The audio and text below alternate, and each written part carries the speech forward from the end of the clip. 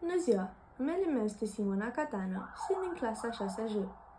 Motivul pentru care eu am ales să fac proiectul despre câmpul electromagnetic este faptul că m-a impresionat foarte mult cât are un impact în lumea noastră.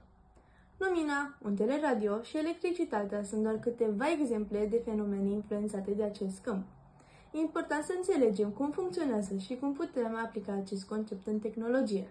Pentru experimentul meu vom avea nevoie de sârmă de cupru, magneți și o baterie. Sârma de cupru trebuie spiralată întâi, dar eu am făcut asta înainte ca să nu irosim timpul. Plasăm magneții pe capetele bateriei, de fapt închidem un circuit electric, prin intermediul sârmei de cupru spiralate pe care ating magneții.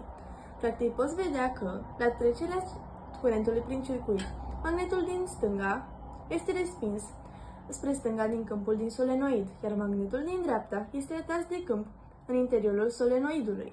Magneții împreună vor împinge bateria în interiorul sârmei de cupru.